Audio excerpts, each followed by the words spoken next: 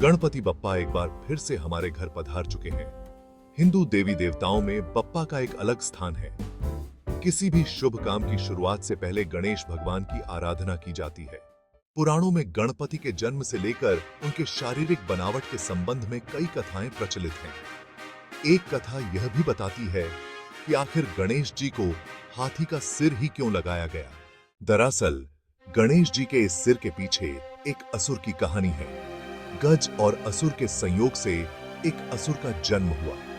इस असुर का मुख गज जैसा होने के कारण उसे गजासुर कहा जाने लगा। गजासुर शिवजी का बड़ा भक्त था और दिन रात उनकी आराधना में लीन रहता था। उसकी भक्ति से भोले भंडारी प्रसन्न हो गए और उससे इच्छानुसार वरदान मांगने को कहा। गजासुर ने वरदान में शिव को ही मांग लिया।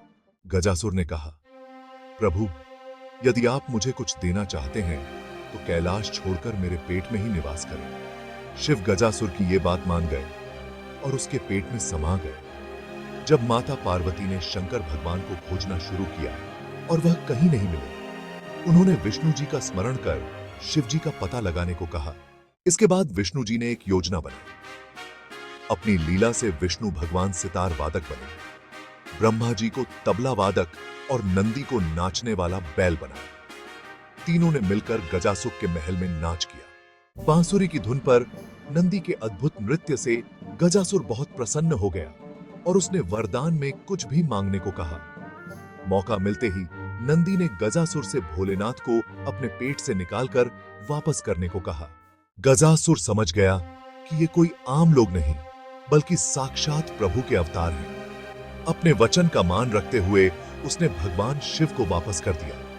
वचन पूरा करने पर विष्णु भगवान गजासुर से प्रसन्न हुए और उसे मनचाहा वर मांगने को कहा।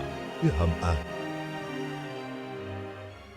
तब गजासुर ने कहा कि वो चाहता है सभी उसके गजमुख को हमेशा याद रखा जाए और लोग हमेशा सब इसकी पूजा करें।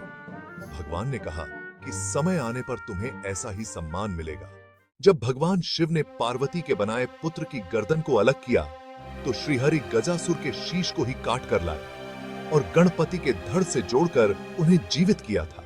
इस तरह वह शिवजी के प्रिय पुत्र के रूप में प्रथम आराध्य हो गया। तो ये है हम सबके प्रिय भगवान गणपति के गजमुख की कहानी।